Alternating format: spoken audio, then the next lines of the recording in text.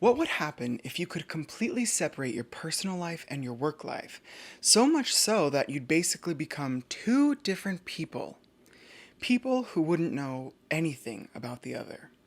That's the basis of this video. Let's talk Severance.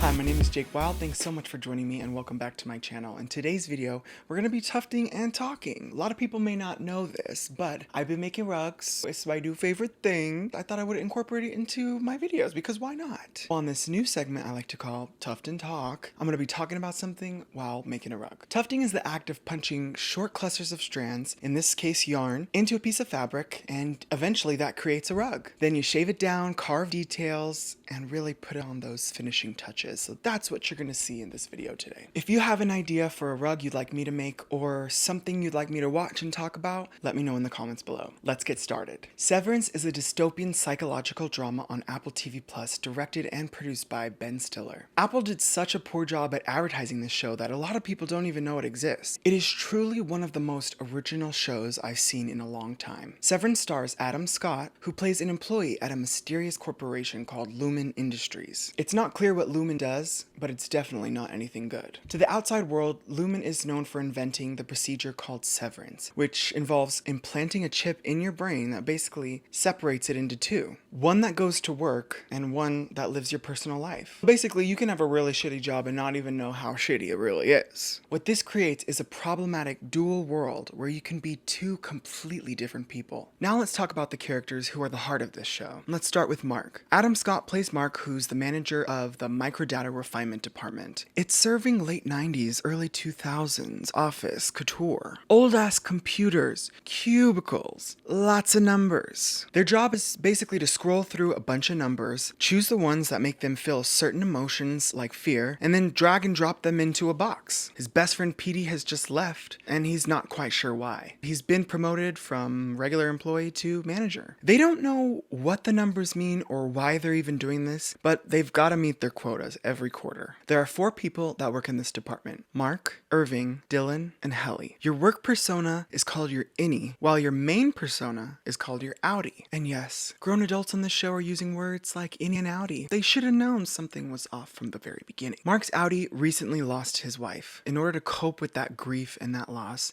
he decided to go through the severance procedure. Outie Mark isn't super satisfied with life, and you can tell that something more than just losing his wife is affecting him. Innie Mark is a hard worker who only wants his department to succeed. But Innie Mark is suffering a loss as well. He just lost his best friend Petey, who quit mysteriously. At the beginning of the show, Innie Mark is a rule follower who doesn't question any of the strange things going on at Lumon. But someone who's even more loyal to Lumon is Irving. Irving, played by John Turturro, is a passionate worker who loves his job and everything that Lumon stands for, even if he doesn't fully understand it. He's a devout Lumon employee who finds a friend in Bert, the manager of the optics and design department. Bert is played by Christopher Walken, who gives off major click energy. About to rock your world. Okay. Irving visits Bert often, and they both share a love of art. And yes, a sweet old gay romance buds between Bert and Irving. It's interesting that those names sound just like Bert and Ernie. Outie Irving lives a really lonely life, but he loves to paint. It's not quite what you expect though. He paints the same dark painting every single day, and we'll talk more about that in a little bit. The third team member in the office is Dylan, played by Zach Cherry, who's obviously the comedic relief of the show. Dylan is the uber critical, mostly logical voice of the show, who questions everything. But we don't know much about Outie Dylan until we near the end of the season. Innie Dylan is always questioning his purpose and every move that Lumon makes. He's the only one who asks questions when no one else will. That is, until a new team member joins the department. The show opens on a woman laid across a table. She's unconscious. She's just gone through the severance procedure, and we later find out her name is Helly R. Helly, played by Britt Lauer, is a new employee who's replacing Petey, Mark's best friend. But Helly doesn't fuck around. You see, Helly R is exactly who I'd be if I was forcibly split in two and my entire life was work. Everyone sees Helly R as a problem. She's constantly scheming and trying to find a way to get out of here, but every time she tries, her plan is always foiled by something. We don't know that much about Outie Helly, but we do do know that any Helly tried to quit, and Audi Helly said, absolutely not allowed, you're my prisoner. So she's probably not the nicest person. Other notable characters are Milchick, played by Tremel Tillman, who's a security guard, the right hand of the boss, but ends up becoming a babysitter for the MDR department. He's completely brainwashed and he believes in everything Lumon, but he isn't severed. Another person who isn't severed is Mark's boss, Miss Cobell. Miss Cobell is played by the iconic medium queen, Patricia Arquette. She's intense, brutal, creepy, and gives off major dictator vibes. She's also Mark's next door neighbor, Mrs. Selvig, who puts on a fake ass accent just to keep an eye on Mark. Yeah, I said she was creepy. Not only that, she's completely obsessed with Lumon and its founder, Keir Egan, who we find out she has a shrine to in her basement. The bitch is creepy. How does the Severance technology work? Like I said, they put a chip in your brain. When you get into the elevator at work and you go up, your innie wakes up ready for work, and at the end of the day, you get back in the elevator, you go down, and you're outie again. And you don't remember anything that goes on at work. In a sea of reboots, this show is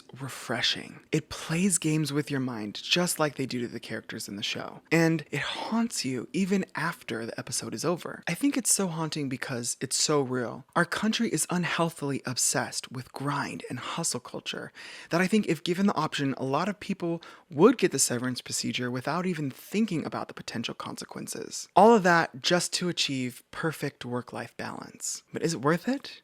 Companies would love it not only because they'd be able to control and manipulate their employees without much pushback, but any sensitive information absorbed throughout the day would be forgotten before that employee even steps foot outside the building. The show is so well casted that everyone's personalities weave together like a carefully crafted sweater or rug. You feel like you know these people and you're rooting for them the entire show. You want them to win.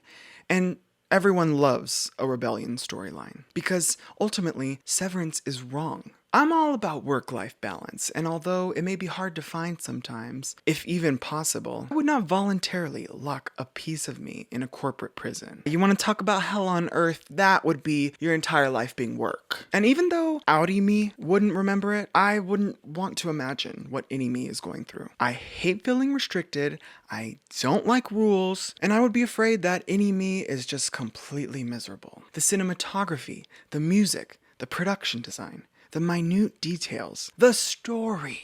Everything about this show is brilliant. This show grabs you and never lets go. The visual composition is so beautifully crafted that it's just as important as the story. Before we move any further, if you haven't seen the show and I've convinced you to watch it, you're gonna want to stop here, mute me, or skip to another chapter because I'm gonna be going over some things that might ruin it for you. Okay, bye.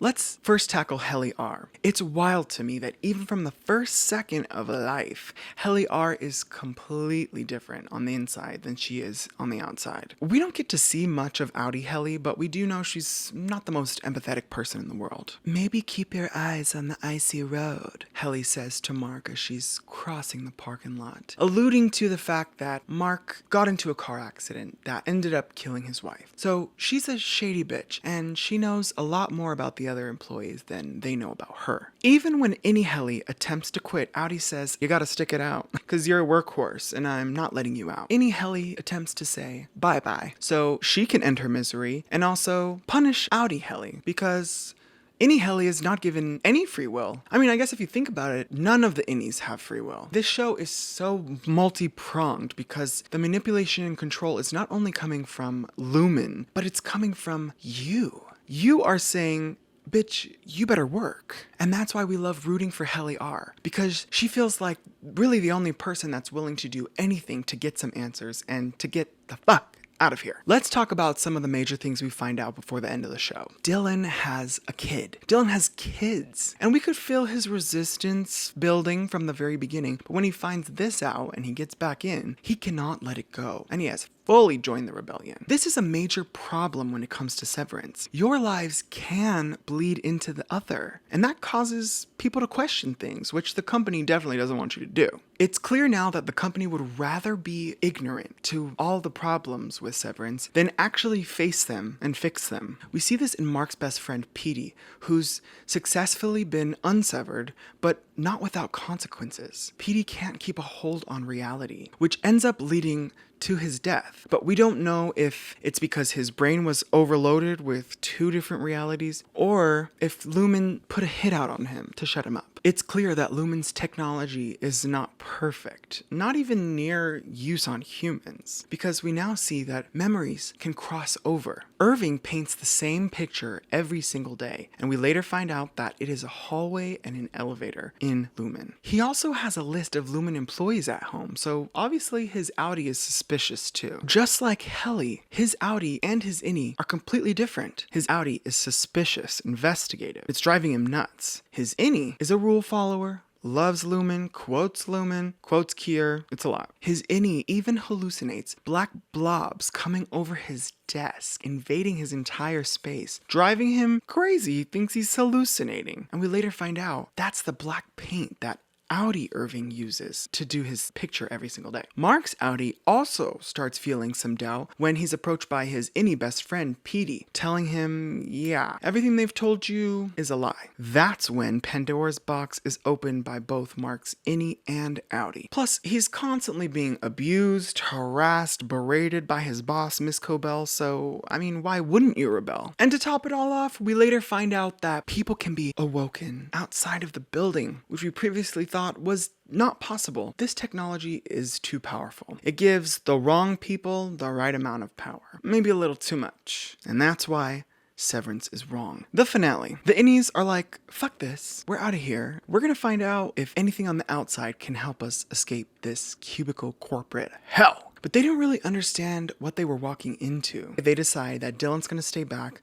while everybody else gets switched to their Audi lives. Which is the most selfless thing that anybody could have done, because he knows at this point that he has a kid on the outside. And he'll later find out that he has kids, and he's still decided to help his friends. Now we've got a bunch of innies on the outside, disoriented, confused, scared, trying to figure out who the hell they really are. Finally, even though the audience has known for quite a while now, Mark sees a picture of his deceased wife and realizes that she looks exactly like Miss Casey. Is she alive? Or is she dead, allegedly? The thing that sucks is Audi Mark is not gonna remember this, so his sister is gonna have to fill him in, and he's gonna have to trust her. Or do you think that Audi Mark would remember this? Because what is grief if not love persevering? Now comes the biggest revelation of the entire season. We find out that Helly R is actually Helly E, Helena Egan. Yes, she is the blood of the founding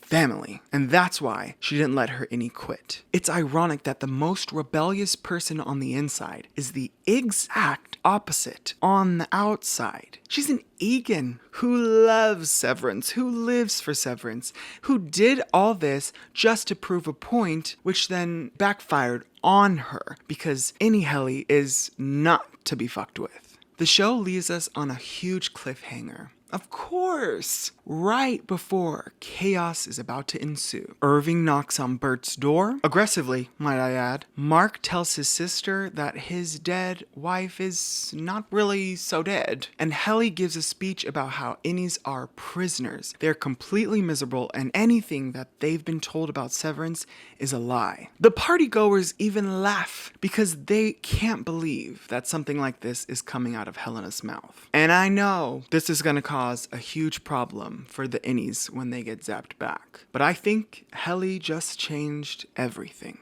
I have so many questions. Where does the dark hallway with the elevator lead to? Are they actually holding people prisoner? Do some people have only innies that live in the building, and that's why Miss Casey says she hasn't really lived for that long? Why do they make their employees repent and repeat the same phrase over and over again as if they're in fucking kindergarten writing on a chalkboard? Why was Milchick so concerned about getting the exercise card back? You know, the one that Dylan stole from Optics and Design? He was so concerned that he woke Dylan up in life. Why was Bert fired? Why are there goats in the building?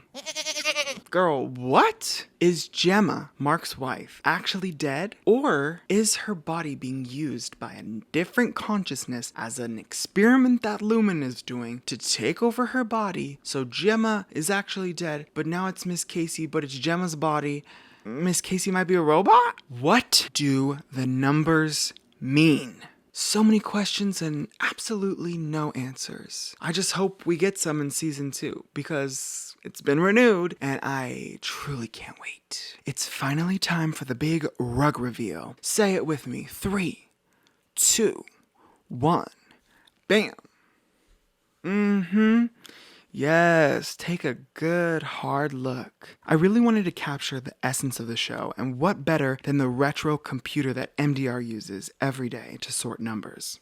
The design on the computer screen with the names going into the Lumon box was by Parker Ortolani, who created a bunch of really cool wallpapers. Link in the description if you want to check those out. Peep the Lumon logo surrounding the computer. A big old globe, clearly symbolism for the imprisonment that goes on behind Lumon's doors. The rest of the piece is original and created by me. If you like this video, I've got another video for you to watch. Let's keep this conversation going in the comments and let me know your theories about Severance. And if there's something you'd like me to make or watch, let me know as well. If you liked my vibe, hit subscribe, hit that like button because their innie just woke up outside and realized that they're a serial killer. Not good. I really appreciate you taking the time to watch this video and I hope you got something out of it. My name is Jake Wild and I'll see you next time. Bye.